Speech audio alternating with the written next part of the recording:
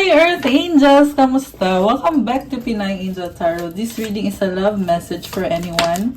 Kahit ano man ang zodiac sign mo, general love reading. Tingnan natin ang energies connected sa'yo sa love life mo. And pag nag-resonate, i-comment nyo para alam ko. Kumusta kayo guys? Comment person para alam ko nanonood kayo habang nire-ready ko yung mga cards nyo. And kung kailangan nyo po ng gabay, pwede kayo mag-book ng private reading. Tingnan nyo na lang po sa description box, nakalagay po dyan yung mga kung saan nyo ako pwedeng i-message. Okay, ready ko lang yung mga cards nyo. So, silipin muna natin yung mga unang messages. Imagine all unwanted thoughts dissolving into light, creating room for new opportunities and possibilities for your life.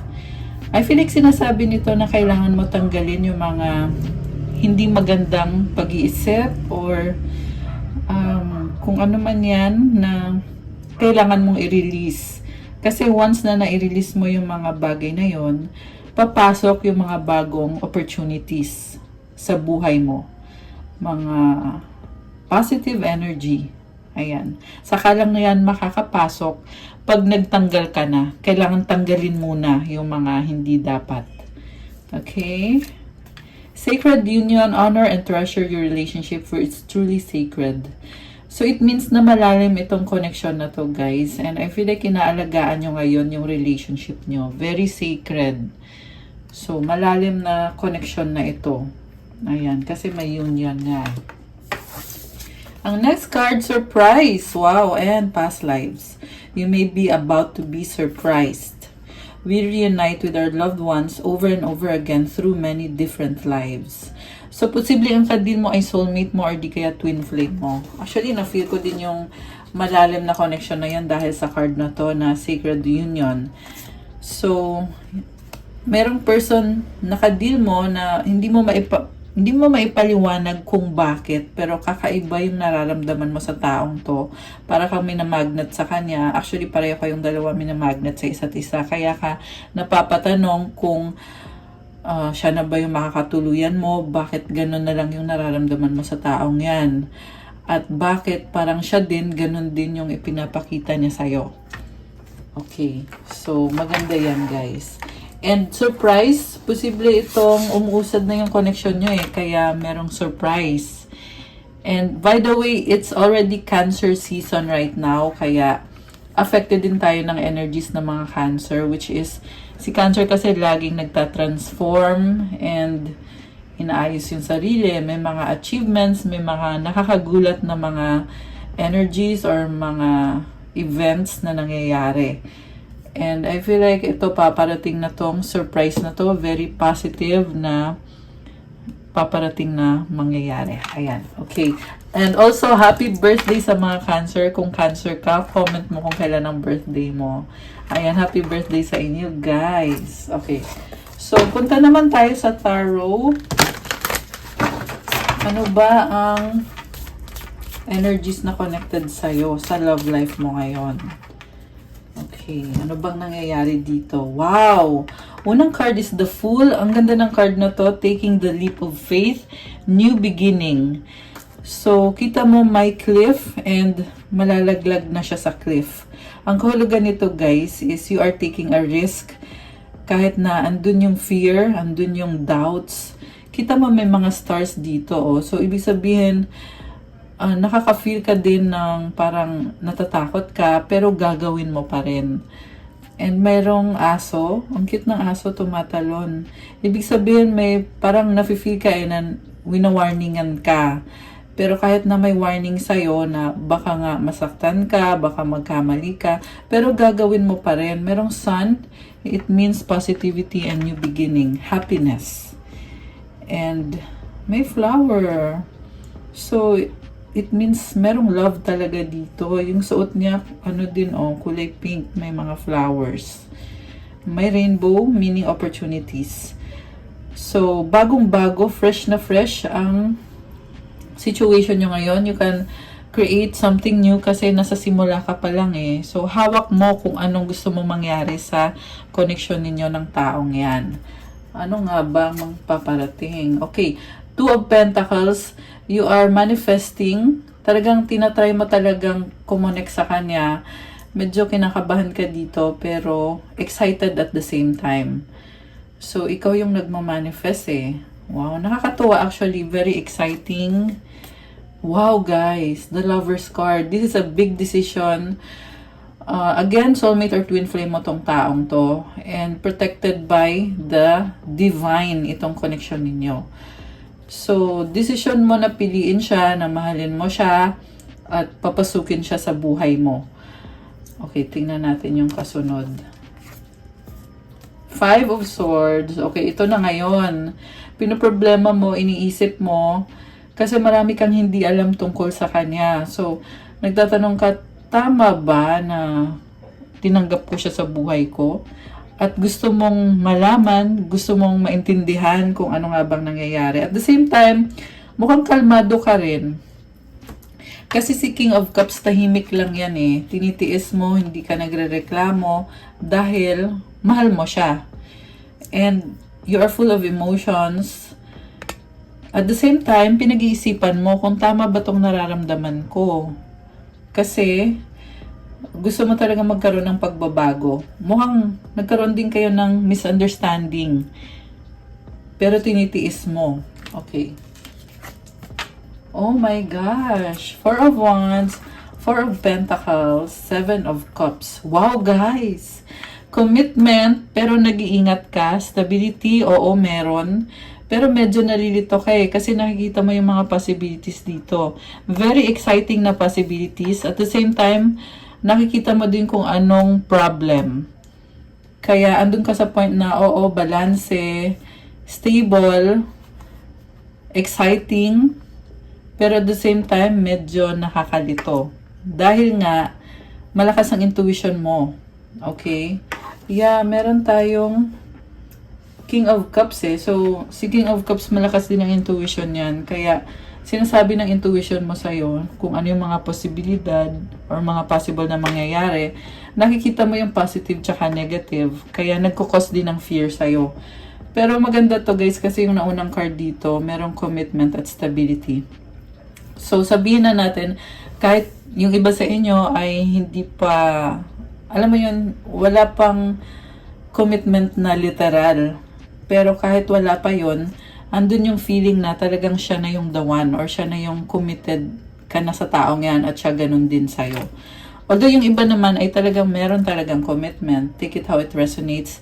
Magkakaiba kayo ng situation kasi general reading. Pero if you know, if you know what I'm saying, alam nyo na sa'yo yon. So, ayan, comment heart if kayo yon. Okay, so tingnan natin, ano pa bang paparating? Anong next? The High Priestess, the Tower, and the Seven of Pentacles. Tahimik ka lang kasi nga, tinatry mong i-manifesto, kailangan magkaroon ng pagbabago dito. After ng pagbabagong yan, saka ka magde-decide kung magsistay ka ba o hindi. Mukhang kailangan magkaroon ng pag-uusap or confrontation, pero nasa point ka pa lang na nire-ready mo yung sarili mo kasi ikaw mismo gusto mong, you want to make sure na tama yung mga gagawin mo. Kasi, kinoconsider mo talaga tong taong to sa buhay mo. So, itong Tower, this is another change. Sa totoo lang, hindi naman big deal yung Tower eh. Kasi, kung alam mo na dapat mangyari yan, eh di nakahanda ka na. Ang problem lang kasi is mukhang hindi mo pa ganun ka ready yung sarili mo na magkaroon ng confrontation dito. Kaya, I feel like pinipili mong manahimik. Na wag na lang mo nang pag-usapan or wag na lang mo na i-bring up. Kasi pag i-bring up mo yan, baka magka-problema or hindi mo pa alam din kung paano ba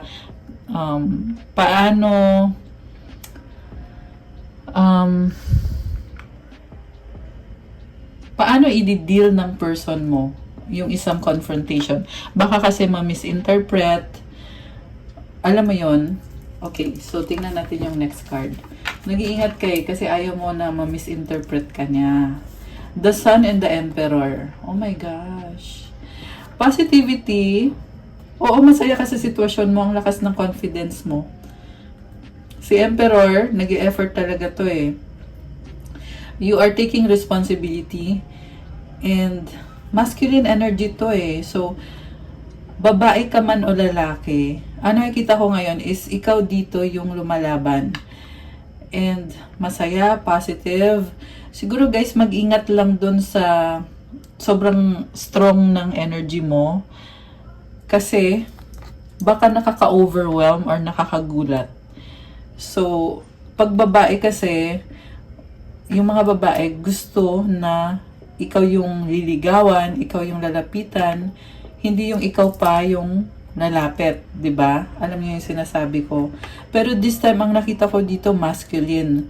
So posible din tong siya na gusto niyang lumapit sa iyo. So good 'yon. Good 'yon if siya 'yon. Kasi roles can be reversed, pwedeng baliktad yung energies. Okay, tingnan natin yung next card. The Death card, Temperance, Seven of Wands, and the Eight of Cups. So, may nakita ko ngayon umiiwas. Umiiwas dahil nag-a-adjust.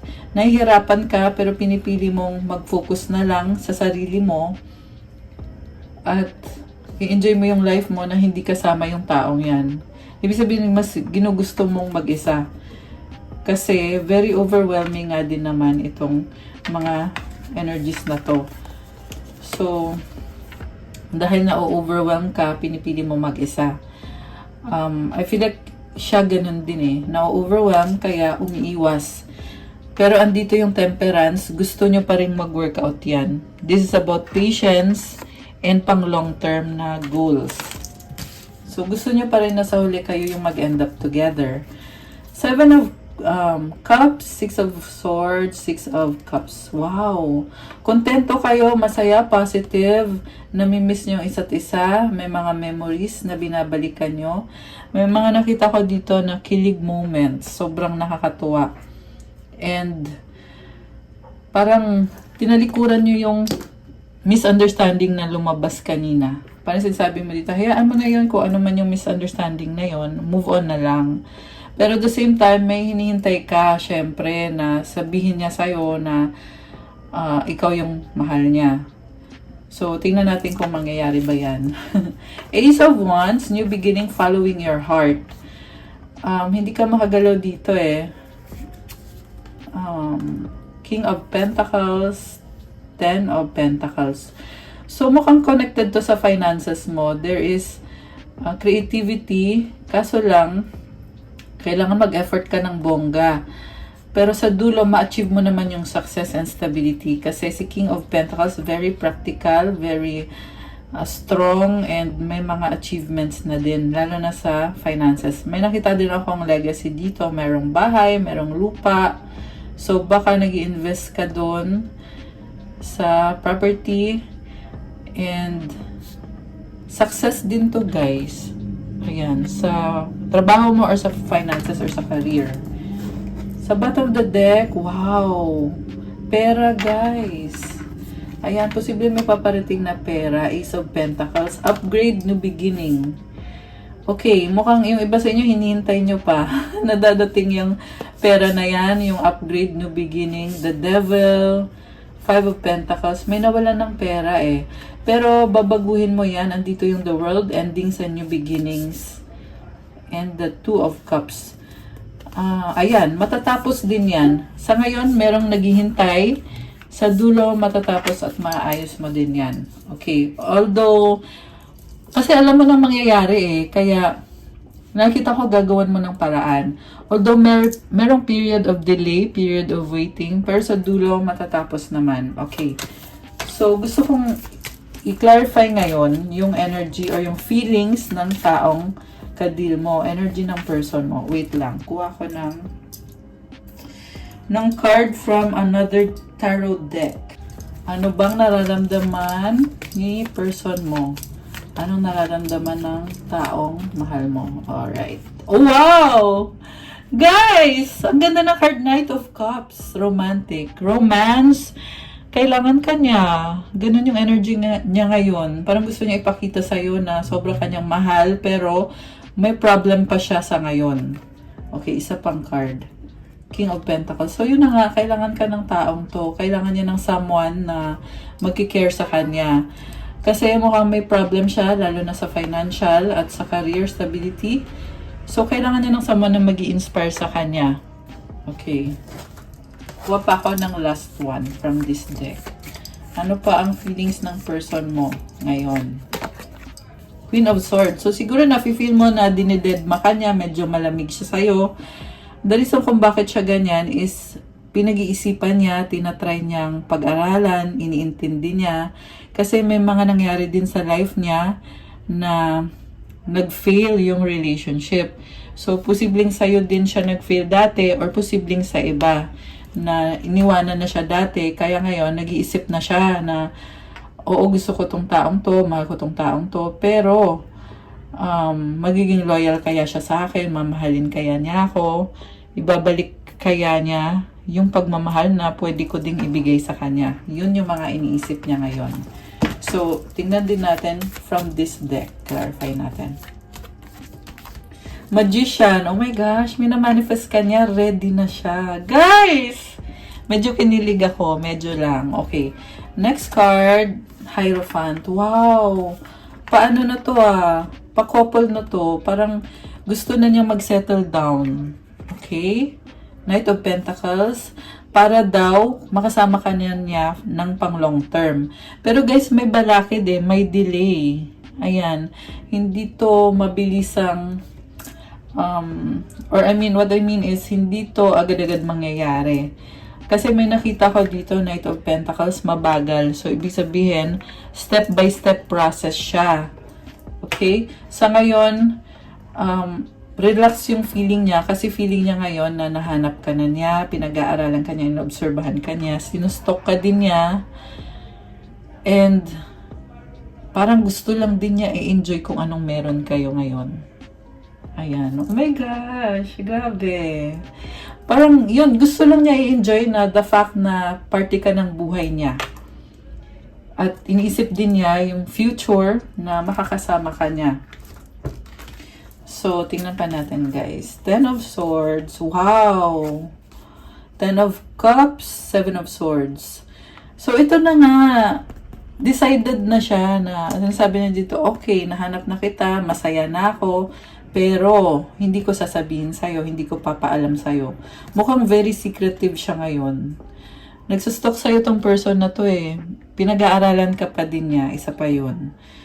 Ibig sabihin, nagsustok sa social media mo or sa kahit anong paraan na inobserbahan ka niya nang hindi pinapaalam sa'yo. Secretive, masyadong secretive. Queen of Pentacles, King of Wands. So, ayan, maparaan, palaban din. There is attraction definitely. And, nakikita ko din sa kanya yung pag-alaga niya sa sarili niya, na inaayos niya yung sarili niya, kahit may mga problems din, pero gagawa niya ng paraan para maayos yung life niya. Okay. So, ano naman ang feelings mo sa kanya? Kuha tayo ulit ng card. Ano naman ang feelings mo? Partnership. So, pinag-aaralan nyo wow, guys! Queen of Cups, mahal mo siya. Pero bakit ganon? May problem. Merong na-feel akong pagsiselos. Na posible nag-iisip ka na what if may iba? What if? So, mukhang sa isip lang kasi swords. Swords is, nasa mind yung element ng swords is air or sa intellectual. Sa pag-iisip. And then, the Hangman, tingnan mo sa ibang anggulo yung sitwasyon. Kaya katuloy nakaka-create ng mga senaryo na hindi maganda. 444 on the clock. Ayan, may angel numbers kayo. So, ayan, anyway. Tingnan mo yung paa niya, number 4 din, Ayan. So, balik sa reading, nakakaisip ka ng mga negative. Kasi, okay na, tapos tinitingnan mo pa sa ibang anggulo. Ibig sabihin, ang advice ko sa'yo, keep it simple. Huwag mag-overthink. Kasi yung mga senaryo na yan, ikaw lang din ang nag-isip niyan. Diba? Oh my gosh! The Empress, Page of Wands, the Judgment. Alam niyo guys, ang nakita ko dito, in love kayo. In love kayo, and then, nagbago kayo dahil sa love na yan. Parang may gusto kang sabihin sa kanya. Dahil mahal mo yung taong yan, may mensahe na gusto mo iparating, kaya meron judgment. Pag nasabi mo yung mensahe na yan, magbabago, le-level up lalo to. Yung nga lang, nakaka-feel ka ng takot eh. Kasi iniisip mo, mamaya, baka nag-expect ka na maging maayos kayo. 555 on the clock. Ayan, angel numbers ulit. So, 5 is a number of change, diba? So, nag-iisip ka kasi na baka instead na lumevel up kayo, baliktad yung mangyari. Kaya ka natatakot. So, kaya ka din nag-iingat. Ayan, dadalang isip ka, oh. It's either this or that. It's either na magkakaayos kayo or hindi kayo magkakaayos at tuluyang masira. 'Di ba? So, yan yung nagiging balakid, yung fear. Ayan, o the moon. Kasi pinapakiramdaman mo na what if ganito, what if ganyan. Nagkukos ng confusion. Okay, 6 of Pentacles, King of Swords, 10 of Wands. So ngayon, nakikisama ka naman sa kanya, kunyari okay kayo, pero sa totoo lang, gusto mo na din malaman yung kasagutan sa mga tanong mo. Okay, so ano nga ba? Actually, nasabi ko na eh. Tingnan natin kung anong outcome. Anong outcome dito sa reading na ito? Wow! Victory and success. 6 of Wands. Also, mukhang nakikisama ka sa kanya kasi gusto niyong magtagal ng pang long term. Siya, ganun din sa'yo. Ace of Cups, new beginning. 5 of Wands, try again. Ayan. Oh my gosh, grabe to. Very overwhelming din eh. So, maganda to guys kasi may new beginning dito, Ace of Cups. Yung nga lang, andun ka sa feeling na parang nagsastruggle ka kasi nagtatry ka ulit. Kung dati hindi nag-workout, ngayon magtatry ka na naman. So, ang ma-advise ko lang dito is huwag ma-pressure yung sarili mo. Okay? Natural lang naman na mag-try ulit. So, kung feeling mo na kailangan mong gawin, siguro maghintay ka ng divine timing. Basta chill ka lang kasi okay naman kayo eh. Okay, ano mga gustong sabihin niya sa'yo? You're all I need. Oh my gosh! Ayan, so kailangan ka niya. Ikaw lang daw ang kailangan niya. I need you to be away from me. Umiiwas siya sa'yo. Bakit? Okay, clarify natin kung bakit. You give me strength. Okay, so kaya nga nagsustalk siya sa'yo. Ayan, kasi ikaw yung nabibigay ng lakas sa kanya. I miss you. Oh my gosh. Namimiss ka niya. We have to unite. Okay. So, soulmate mo kasi yan eh. Kaya kahit hindi nag-uusap, yung iba nga ay LDR, pero nakakaramdam na connected pa rin kayo sa isa't isa. We have to unite. Meaning, mag-usap kayo or magkita kayo. Wow, guys. Very pure. Very pure ng intentions dito. Last one. Give me another chance. Yung iba kasi, nasira na dati yung connection ninyo. Kaya, sinasabi niya sa'yo dito, sana maging okay tayo. Guys! Sa bottom of the deck, I love you unconditionally. Oh my gosh! Kaya nanghihingi ng another chance. Alam mo nyo, maaring hindi niya sinasabi directly sa'yo ito. Kasi nasa bottom of the deck siya eh. Nasa subconscious niya to. Na sobra kanyang mahal. Unconditional ang pagmamahal niya sa'yo. Oh my gosh! Okay. Kuha pa tayo. Ano pa ang mga energies connected dito? Okay, ano pa ang mga energies connected dito sa couple na to? Or ano pa ang mga gustong sabihin ng person mo? Single. So, siguro feeling niya mag-isa siya ngayon. Bagong simula. Maganda to kung mag-isa siya, pwede siyang magsimula ulit kasama ka. Ayan, magkakaroon ng bagong simula ang connection na yan. I like you, crush kita. Ayan, parang kilig moments. Merong kilig moments. Okay, kuha tayo ng advice para sa mga viewers natin. Sa mga live viewers. So, comment nyo guys kung resonate kayo, kung kayo yan. At para naman dun sa mga nangangailangan ng gabay, kung kailangan nyo ng more information sa mga na lumabas sa reading natin, pwede kayong mag-book ng private reading with me. Message lang kayo sa Facebook page ko, Pinay Angel Tarot, or sa Viber or sa WhatsApp para mas mabilis. Nasa description po lahat ng mga contact details ko. Okay, so ito, dalawa yung gustong lumabas na card. Enjoyment, perfectionism, striving. Ito nga pala yung mga advices and messages para sa'yo. Striving and pushing makes life into endless hard work. The more you're inviting love to take over, the more enjoyment comes. Allow me to enjoy this life, dear Lord. Sa total lang, nag-i-enjoy ka ngayon eh. Ni-enjoy mo yung life mo. Tsaka sinasabi din sa'yo dito na wag mo daw isipin na parang napipilitan ka lang or nagtatrabaho ka lang. Kasi kapag mahal mo yung ginagawa mo at ginagawa mo yan para sa taong mahal mo, na-i-enjoy mo. Kaya dapat i-enjoy mo lang. Ayan, hindi kailangan i-stress lahat ng ginagawa mo. Kasi pag merong pagmamahal dyan, na-enjoy mo siya. Ayan, I love it. Tsaka deserve mo mag-enjoy. Huwag trabaho ng trabaho, guys. I mean, syempre magtatrabaho ka, pero ini-enjoy mo siya, ginagawa mo siya para sa taong mahal mo. Ganun ang sinasabi sa'yo. Yun yung advice sa'yo. And then, permission to make mistakes is so freeing. It's the root of creativity and change. Allow me, Divine, to make as many mistakes as I need. Free me from the prison of perfectionism. Hindi daw kailangan perfect ang lahat. Kapag nagkakamali, nagkakaroon ng opportunity para baguhin yung sitwasyon mo, para maging creative ka. Ibig sabihin, ikaw mismo yung gagawa ng paraan para magkaroon ng pagbabago sa sitwasyon mo. I-pray mo daw kay God na magkaroon ng mga pagkakamali. Kasi okay lang yon. Kasi pag nagkamali ka, magkakaroon ng mga pagbabago. At i-pray mo din na tanggalin yung pagiging perfectionist. Ayan guys ha, huwag maging perfectionist. Nobody is perfect. Okay lang na magkamali. Okay, ang ganda ng butterfly, kulay yellow. It symbolizes transformation, change. And yung kulay nito is happiness, yung yellow. Ayan, nakakatuwa naman.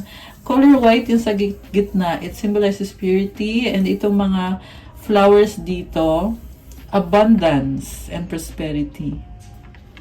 Ayan. Okay guys, that's all I have for you sa ating love message for today na may kasamang konting career reading. Thank you for watching. I-like nyo na tong video na to. Comment kung nag-resonate ba or kung nagustuhan nyo. Or kung hindi nag-resonate, okay lang i-comment nyo na lang din. Subscribe, hit the notification bell. So, special announcement, extended po ang submission ng mga entries nyo para sa free tarot reading giveaway. 4 lucky winners ang pipiliin. So, nag-celebrate ako ng 4 years anniversary dito sa YouTube noong June 5, 2024. Kaya, may pa-surprise ako sa inyo. Kung naalala nyo, sabi ko, deadline ng submission ng entries is June 24. Pero, ine-extend ko kasi konti pa lang yung nag-submit ng mga entries na tama. Kasi, kulang yung mga sinasabit nyo sa akin na entries. Kaya, gagawin kong July 8 ang bagong deadline. So, 4 na requirements po ang kailangan gawin para makasali sa paraffle for the free tarot reading. Take the chance na kayo kasi 4 pa naman yung pipiliin ko para sa free tarot reading. 4 na winners. You can check out my post sa Facebook para sa mga detalye or di kaya sa Instagram or dito sa YouTube community para malaman nyo paano sumali. Good luck and excited na din ako na makapag free tarot reading sa inyo guys. Love you guys! For those who want to book a private reading, may bayad po yun guys. Message na lang po kayo. Tingnan nyo na lang sa description box yung mga contact details. And kung gusto nyo naman mag-start ng crystals journey ninyo, may mga crystals na nakapost sa Instagram ko. Marami at iba-iba.